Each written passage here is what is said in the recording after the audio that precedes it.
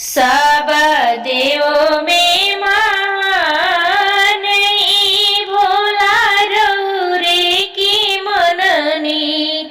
सब देवों में महान ए बाबा रौरा की मननी। रौरा की मननी भोला रौरा की मननी। सब देवों में महान ई भोला रौरा की मननी। भोला की मथवा पर बड़े बड़े जटवा, बड़े बड़े जटवा आहे बड़े बड़े जटवा। भोला की मथवा पर बड़े बड़े जटवा। आही गौरा माई के लंबे लंबे केस हो। आही गौरा माई के लंबे लंबे केस ए भोला रौरे के मननी। सब देव में महान ए भोला रौरे के मननी। भोला की लीलरा पर दुजिया के चंद्रमा, द्वितीया के चंद्रमा हो दुजिया के चंद्रमा। आही गौरा माई के सिंदूर सिंगार हो।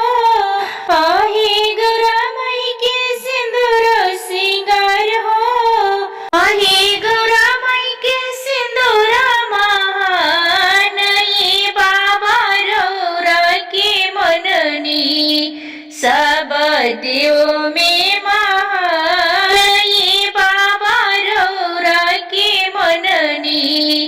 सब देव में महान। भोला के कनवा में बिछुआ के कुंडल, बिछुआ के कुंडल हो बिछुआ के कुंडल। भोला के कनवा में बिछुआ के कुंडल। आहे गौरा माई के झुमका तैयार हो। आहे जो गौरा माई के झुमका तैयार ए भोला रौरे के मननी।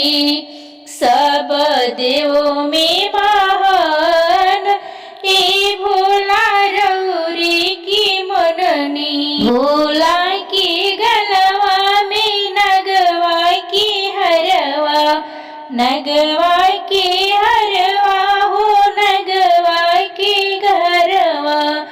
अब गौरा माई के हरवा तैयार हो।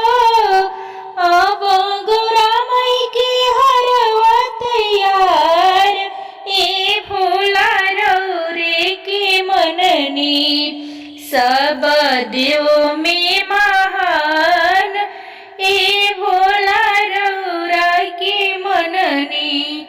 सब देव में महान ए बाबा रौरे के मननी। जो भी माताएं बहनें मेरे गीत को सुन रहे हैं, अगर मेरा गीत पसंद आए तो मेरे चैनल को लाइक शेयर कमेंट एंड सब्सक्राइब करना ना भूलें। नमस्कार।